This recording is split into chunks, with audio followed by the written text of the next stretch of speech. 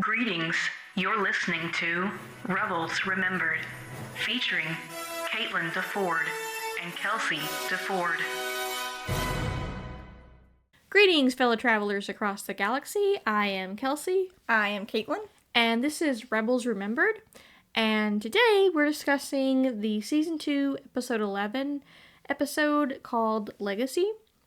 Legacy originally aired on December 9th, 2015. I think that it's important because this is when they took a hiatus, I believe, after this. And they take a break and, sort of break the season apart to, I guess, give people time to do holiday things. Yeah, and, I guess. And then come back in January with, I believe it's Princess Leia's episode after this. But also, I think this is, I believe, a week before Force Awakens officially Oh, I didn't think about that. premiered, which is, it's weird to think about. I know what people think about the sequel trilogy and all that, but it's weird to think about of a time where it wasn't even started, which is, I don't know, it's interesting to think about. But for this episode, the plot for Legacy is, as the Empire attacks the rebels, Ezra is drawn to information about his parents and their fate. Written by Henry Gilroy, who I think is a pretty great writer on this series. And he's a good writer in general. And this was directed by Mel Zwire. And he also directed a couple episodes of Star Wars Rebels, including Legacy, The Call, Forgotten Droid, Hera's Heroes, Ghost of Geonosis, and The Legacy of Mandalore. So all of these episodes are in season 2 and 3. So this is I think the first time that he's directed Rebels, I guess. I think this so. episode.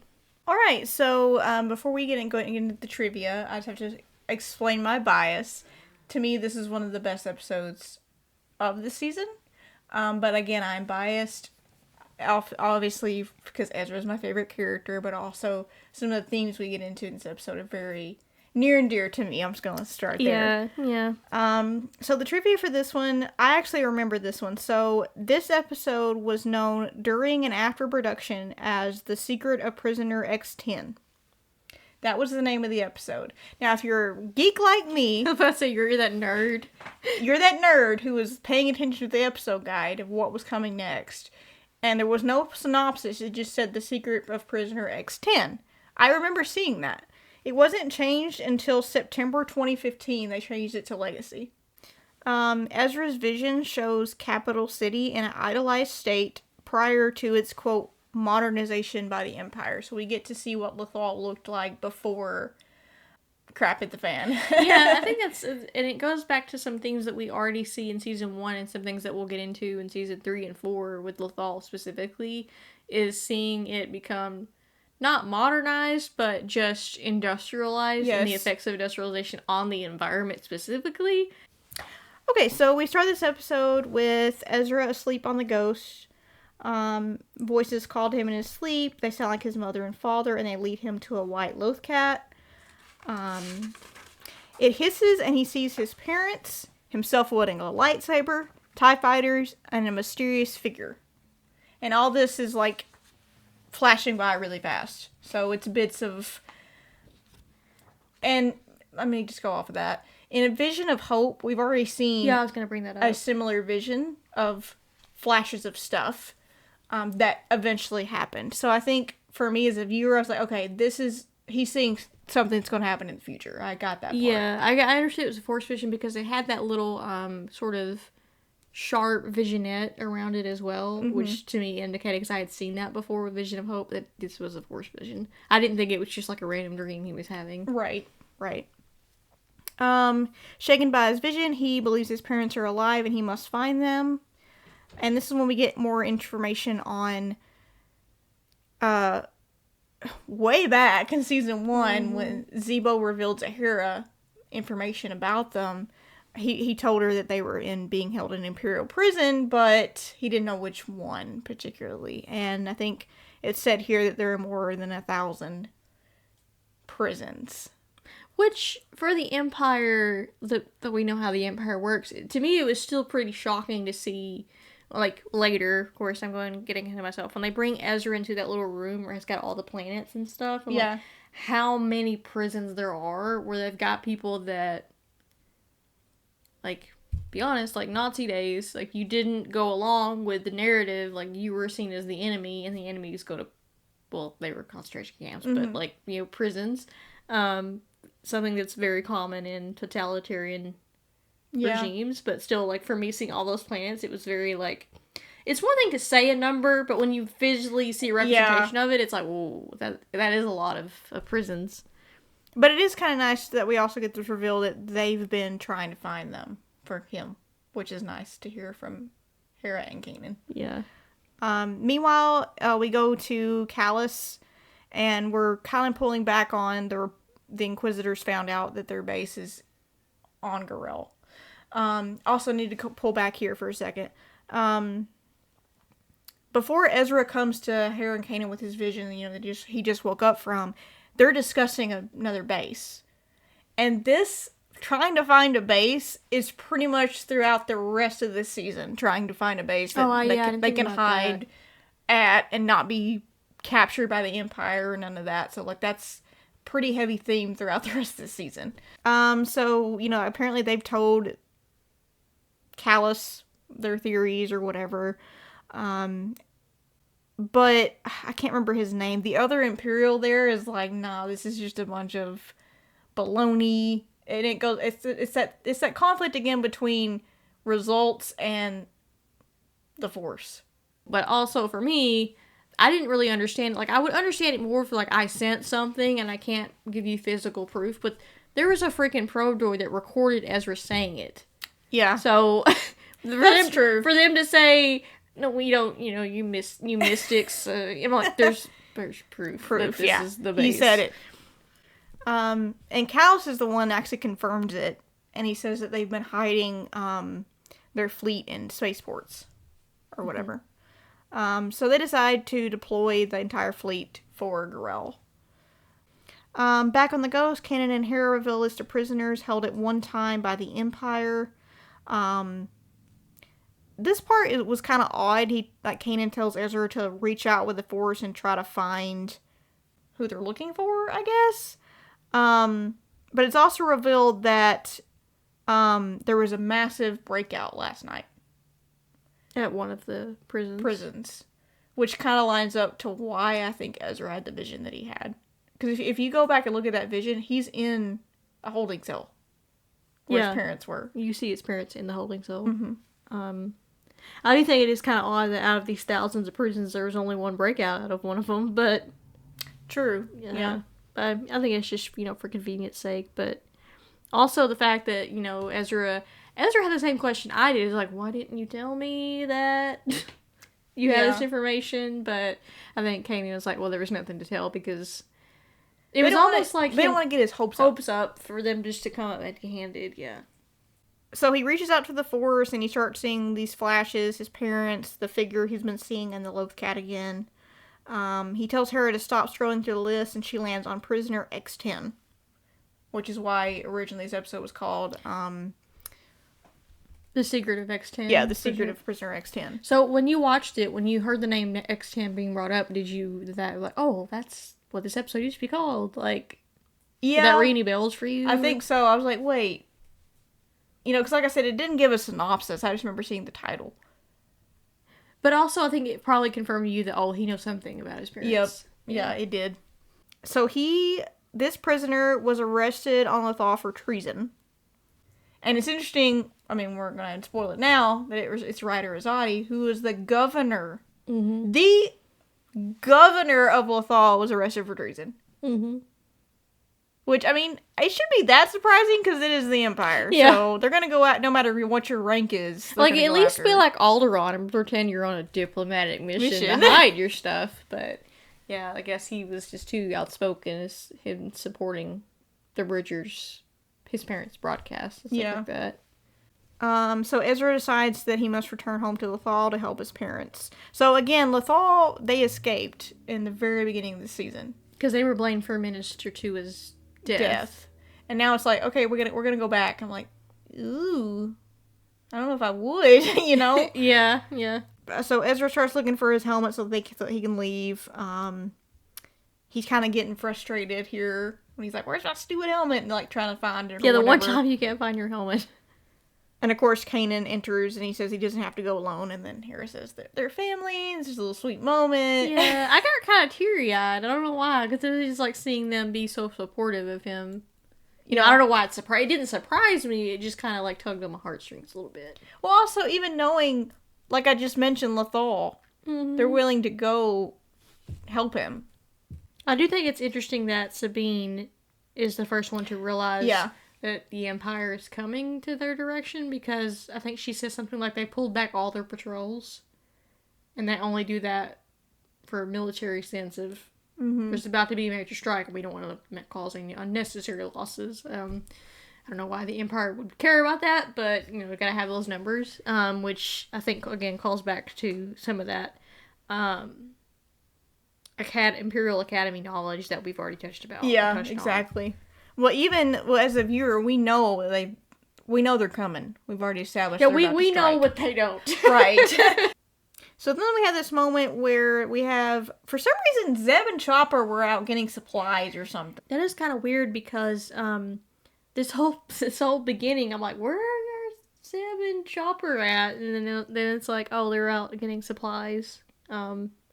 Yeah, but for the beginning, I was like, okay, you mentioned family, but where's the rest of the fam? Yeah. And I think don't they tell him, like, they're gonna head to the Lothal, and he's like, this doesn't sound like a very good idea. Like, and then there's this part where it's Kanan, Ezra, and Zeb. I met up with Zeb. And they're, like, in this hangar or whatever, and so the troopers are gathered around them, and they kind of start getting them pinned. Like, you have the troopers shooting at them on this side, then you have Callus and all them shooting at them on the other side. And Ezra just goes for it, which I understand because this is an important moment for him. He truly believes that, this is like something he's been dreaming about probably since his parents left or were taken. And you're in the way. Just saying. So I get why he's acting, what's the word? Impulsively here because of the emotions I think that are driving him. And he like jumps in the air and like does a little flip or something, deflects the blasters and everything, and then he force pushes Callus against a wall, and then the Inquisitors show up. And Ezra just charges at them, which is not smart. No, it's not. At all. And luckily, Kanan's there to shoot the blast door to close it, because let's be honest, I don't think he would have survived that. No, they probably would. I mean, Ezra has come very far from where we've seen him in season 1, but he's still, I don't think, the same caliber with one Inquisitor, let alone 2 of them. Yeah. So, yeah, that just seemed like a suicide, a death wish that he had. But yeah, I like how Kanan blasts the door. I was like, that part is really cool. I'm more of a blaster person. I know. We've been over this. And he has this kind of clash with Kanan where he's like, I know, like, and I get it. Like, I understand, but you need to calm down. Yeah, take a chill pill. And then we have this sad moment where Ezra's like, no, you don't. Which I think anyone experiencing grief and, anything of that nature where, you truly feel like, I appreciate that you're being so supportive of me, but at the same time, you don't understand how it feels to experience this thing. But I think Kanan is very... Kanan could have just blew up in his face and said, what are you talking about? Yeah. But he's very calm and, says, you're right, I never knew my parents. Because he was a Padawan. Padawans were, when they were discovered, they were Force sensitive. They were removed from their... sometimes given up, like little Annie who was a slave, better life to be in the temple. Right. So yeah, the fact that Kanan is again very calm and doesn't respond, but he could respond back with the same kind of energy that Ezra has, as like the little teenager that he is, which I think helps diffuse the situation a little bit. Oh yeah, we have this interesting shot where we cut to Sato and Rex, and they're now aware that we gotta get out of here. But it's interesting that way. It's kind of more confirmation that Rex is. It's establishing Rex hasn't gone anywhere. Yeah, he's still hanging around. But also the fact that he's with Sato in the command ship, I think says a lot about them recognizing his experience and his Rexness, I'm gonna say. I don't know. But yeah, the fact that he's actually on the freaking command ship, yeah, it says a lot. But Admiral Constantine, that's his name, yeah. He dispatches ties to combat them and orders his men to target the command ship again. They're always going to go after the command ship. It's just strategy and military tactics. So their ship gets caught in the tractor beam. Again, poor Sato. Yeah, Sato's, again, stuck in a tractor beam. I will say the fact that you've got Hera, and, you know, I think Zeb's on the gunner, and they're firing, and they're, like, doing all these cool maneuvers, and then it has literally Kanan and Ezra in the Phantom detaching, and Chopper with him, detaching mid kind of flight is pretty, I always like the animation of that, because it looks like a POV kind of shot. Oh, when yeah. It has Kanan, like, flying the Phantom. I thought that was really cool, animation-wise. And Hera tells them to command that they head to Lothal, and she'll stay with the fleet. And it has this really sweet moment, which I kind of got emotional here, where she tells Ezra, I hope you find what you're looking for. It's almost like, I don't want to say it's like goodbye, but in a way it kind of is. Mm-hmm. Like, I hope you get the answers you're seeking. I hope that you find your parents and they'll take care of you. But yeah, it's almost, she is kind of sad a little bit about it, I feel like. Yeah, but also, you know, it's one of those things where we know this is a pivotal moment for Ezra, but it's like, because we're in the midst of battle, our command ship is targeting, it's like where do I go? And I think for her, it's like, well, I think she doesn't want to stay with the fleet, but she knows that's where she's most needed in the moment. Yeah. But I think a part of her is sort of sad that she can't be there for Ezra when he's going through all of that stuff. Yeah. Okay, so Sato's caught in the tractor beam. Sabine has his plan where they were going to use, torpedoes to fire at the tractor beam. And I don't know what happened. I don't know if she just lost. They were being shot at when she was trying to get a good aim on it. You have this cute little, I don't got it.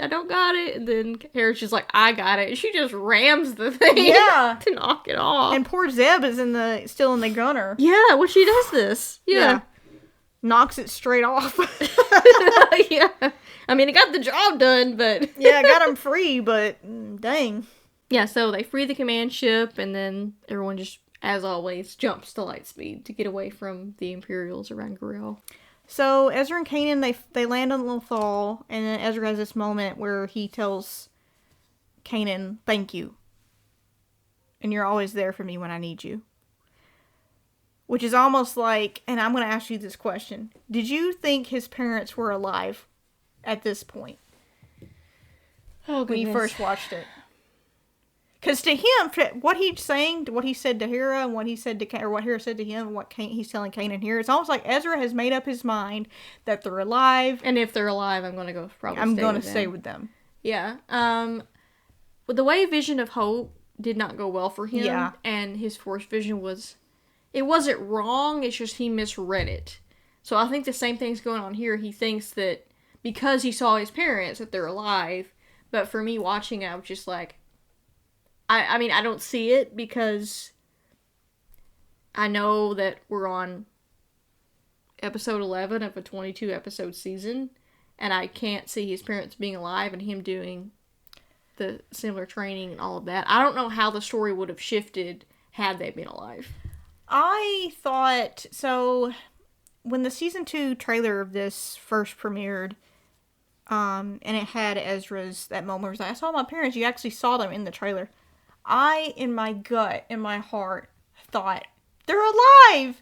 They're there! They're somewhere! But when this episode first started and I realized it was a vision, I was like, this might not be... Yeah. I was saying when you were in the trailer, I was like, oh my gosh, they're alive. But then I was like, well, how's it going to affect the story? Yeah. And maybe they're alive, but not very long. You know, maybe he sees... Like, I was thinking worse stories. Like, he actually sees them get killed, which is worse, you know, I think. But yeah, once... I don't know, there's a lot of foreshadowing in this episode, especially when he talks to Kanan, and Kanan says, I know what it's like to lose someone close, and have no one. So I think he's referring to his master that passed away, because the dang, Order 66 and all that. And then he literally says, I don't want you to be alone. Now, he could have just stopped, the line could have stopped there, but then he says, regardless of how this turns out. And I feel like there's just a lot of signs that pointing to they weren't alive. And if they were alive, they weren't going to be living very long. Yeah, and also Ezra is he's a kid, and he's very impulsive when it comes to this thing. I mean, even Vision of Hope was kind of about his parents, and he jumped the gun. Yeah. I feel like he jumped the gun here too, but it was different because he actually physically saw them. So it was even more of a they're alive type of even thing. Kanan in Vision of Hope, remember he said your emotions clouded the vision. The same thing's happening here. He thinks because he saw them, they're alive. When... And, well, I guess we'll get into it later, but, you know, I still wonder, like, what was he seeing? Was he seeing them during the escape? Was he seeing them when they were arrested? Too. It makes me wonder, like, his vision, if, like I said in the beginning, it's a prison cell and they're there, and he just happened to have it when they died? Let's just put it out there. Oh, I didn't think about that. That makes sense. Yeah, that makes sense. Okay. That he would feel that through the Force. Okay. That makes it even more sadder, I think. So they're on Lothal, and they find his old home, but it's been burned down, which I think it blew up in Siege of Lothal. I think they blew it up or something. With, like... Yeah, when he turned around and says, I guess there is no going home. Looks like they were doing some burning then, so... Yeah, so... This is even more trash, seems like, than it was when they left. And then he sees the white loaf cat from his vision, and he chases it through the Lothal streets. And then Kanan's like, oh, we're chasing cats now. Okay, you know, might as well go with it. And then Ezra, he loses it, but he managed to put a tracker on it. And that little moment with Kanan is like, you grow really powerful, you can track that. He's like, I put a tracker on it. It's like, oh, yeah, of course you did. Which I think, again, adds levity to a very emotional episode. I think so, too, yeah. And of course, it hops on the little bike of this unknown figure, which is Ryder. And you made a point, the cat belongs to him? Yeah. Or... I was like, we've seen loath cats before, but I'm like, oh my gosh, can they be pets? Is that his pet? Was it waiting for him? Waiting for him to get out. to get back home. Because he doesn't like shoo it off the bike. He just takes off with it. It's like, got this little cat chilling on my bike. Who cares? So they follow the signal, and it's in the outskirts of Lothal, but they come under fire from the unseen attacker, which is obviously revealed to be Ryder. And of course, Ezra's the one that takes the step and reveals that I think you knew my parents, and we actually get their names, Ephraim and Mira Bridger. So he reveals that he was the former governor of Lothal. He was tried for treason when he stood against the Empire with Ezra's parents. And he knows what happens to them. And I remember watching this the first time when Ezra says they're dead, aren't they? And it was like, you're holding your breath, hoping. I think deep down, I think we were all like Ezra at this point, like you're hoping with all your might that they're alive. And within a second, it's just dashed. It's gone. When he's like, yeah, I'm sorry, son. They are. Like, pause. They are. Because they teased us. Because, like, I'm sorry, son could be, no, they're still in prison. No, they're injured. Like, you have to pause after that. I'm like, I'm sorry, son. Pause. They are. They're dead? Oh my god, okay. Why did you have to pause? But, And then he has to reveal to me the most heartbreaking part of this episode when he reveals that they heard his broadcast. Which, I was a mess. Once it got to this part with Ryder talking about his parents, I was just like, I'm over here sobbing, and I'm dead, and it's over. And they knew it was him, and that's what inspired them to break out. I think at some point they were going to try to break out. Yeah, I think it just gave them extra push. Hearing their son is like, it's over, we're getting out. And that could be motivation to them, too, like, right? Like, yes, we need to stand up to tyranny and all that, but we need to get out and see our son because he's alive and he needs us, kind of thing.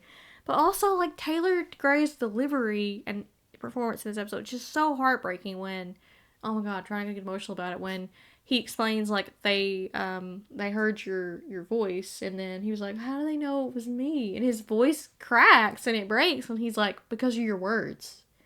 Like, not the sound of your voice. Like, maybe it was sound of your voice, like when he says your words, like passing on the torch from what you learned as a kid, seeing them broadcast, and I'm like, oh my god, like I can't. But it's almost like you said words that your parents would have said. Yeah. Without realizing it. And then we have this little sad little moment where he breaks down and he hugs Kanan, but oh my gosh, Chopper. I know. His little mechanical arm pats him. Like, Chopper has a heart, guys. He does. He really does. But also the fact that his parents sacrificed themselves so other people could get out, I think says a lot about them as well. Yeah, he also mentioned that it wasn't like them to leave until everyone was out, which to me mirrors Ezra later on. Yeah. I think. Mm-hmm. Yeah, because I think definitely like I said, it could have started out as we need to get out to your son. It's like, oh no, we need to stay behind, make sure everyone is okay and everyone gets out, which mirrors Ezra's journey from how he was originally found to how he sort of maybe not remembers, but comes to the same sort of ideologies his parents share about sacrifice for the greater good, which is a Jedi thing as well. But I think he also has that legacy. Ding ding. Segue has that legacy from his parents too. Yeah. And he has that little moment where he says, "If we don't stand up and fight, who will?" Which is really sweet. Then we get to, which at this point, guys, we really watched this episode. At this point, I am a mess. She's a mess. I can't see the screen at this point. And I always get emotional at this. I'm trying not to cry. We may have to cut this out. I try not to get emotional at this episode when I watch it, but for me, because we've experienced some loss recently, it had more weight. Yeah. And affected me more, and I'm trying not to cry about it, but to me, this was probably the most beautiful moment of the entire series. People can try to correct me on that, but they will lose. I'm sorry.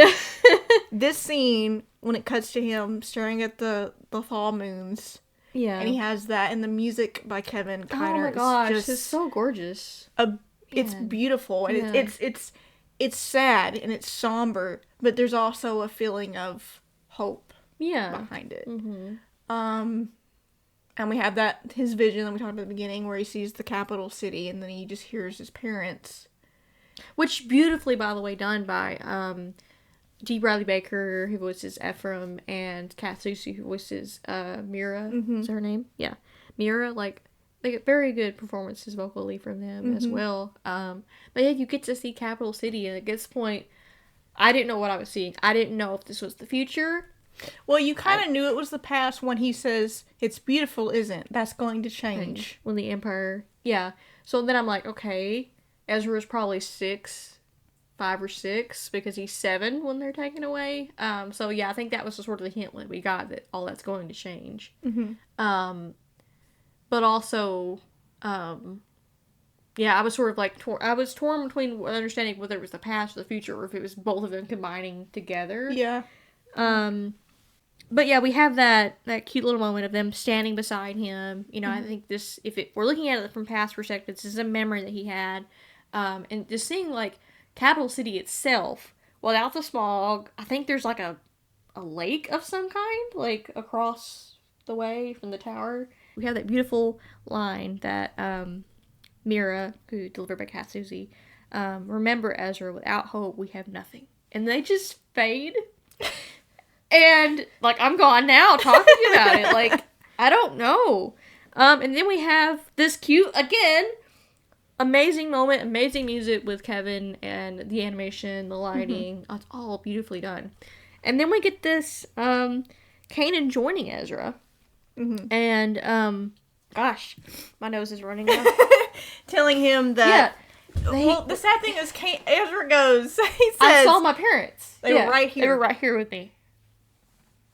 And he says, the Jedi teach that life does not cease after death, but merely changes form in the Force. And then, oh my god. And then he says, his parents will always be alive within him. Always. cue music sting. It's so beautiful and it's We're so sad. crying And now. we're crying now. And it's just sad, man.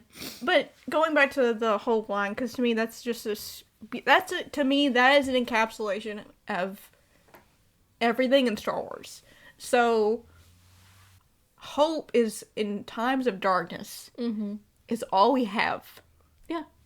So, like A New Hope. Mm-hmm. Hope is mentioned, in the title. Obi-Wan says it, A New Hope will emerge. So hope in the darkest times is all we can cling to. And But also, also understanding that these aren't Force ghosts. No. This is not him communicating. This is, like, a memory of him, like, through the Force of having this, still have this connection to his parents. Even though they're not standing there, physically. And we've already proven through this episode when Kanan says they're alive in you, they've already passed the torch. Yep. From what you said. And how you're growing as a person and how you're treating people now. Like, Yeah. all of those characteristics are from them. Mm-hmm. So they're not gone, they're in you. Mm. Like, he lives in you. Like, no, Yeah. we go to the Lion King thing, but Yeah. I mean, it's true. And I think that's true in Lost, too. Like, Mm-hmm. so many people. I'm trying to get emotional here, but We're already crying, so we're it's over fine. it. It just took me out. So many people that I've seen on Twitter and on social media that have gone through loss. Star Wars is something that can help them. Yeah. Mm-hmm. I don't want to say it is kind of a religious thing, I will say, because the Force is, as Mark Hamill would say, religion's greatest hits. Yeah. But I do think it is sort of a religious kind of spiritual, I don't want to say process, but like, what is the word I'm thinking of? Not guidance, but just a spiritual, like, assurance that you still have that connection to them, even though they're not physically on this plane. Now, whatever that looks like for you, if they go up to a heaven, if you believe in heaven, or not, but I think people that experience loss, most people, I would say, like, they need that reassurance, because otherwise, what is there? You're left with, they're not here. Yeah. And I think you're right. I think Ezra needs that moment to not just only move on from, To grieve but to grieve and not wallow in yeah, it. I think so too. And stay in that place. Now, we're going to see in Prince of Thal, he's still kind of in that grieving process, which is a process. And you can go forwards and backwards and all kinds of crazy stuff can happen with grief. But I think he specifically needed that moment to just kind of not move forward. I saw an interview with Terry Irwin, Steve Irwin's wife, and she says, you don't really move forward, it walks with you. It walks beside you, but you don't carry it, if that makes sense. Yeah. That's a really good thing about grief. Like, that is so true. Yeah. Like, you don't want to stay and wallow in it. You There's probably some people that do. I mean, you probably will in the first couple of years of your loss, but after that, it's just kind of, it's not as heavy. Yeah. What did you rate this episode? I mean, with us crying, I'm gonna go with a 10, but I'm so biased, y'all. Yeah, so, like, what is it? It's 2024, we lost our mother in 2023, lost our grandmother in 2022, so those are still very fresh, and still in the grieving process, so, yeah, watching it now versus watching it 10 years ago is totally different. Oh, yeah, I agree. I mean, I still cried a little bit. I got teary. Yeah. But the other night we were rewatching this episode, I was a mess. I was a mess. Yeah. And that's okay. It's okay to feel. It's okay to feel like a cartoon made me cry. It's fine. It's just how you feel, you know? Yeah. I give it a 9. I give want to it a go 9? 10 so bad. I mean, I give it a 10 because we're sitting here crying about it. So...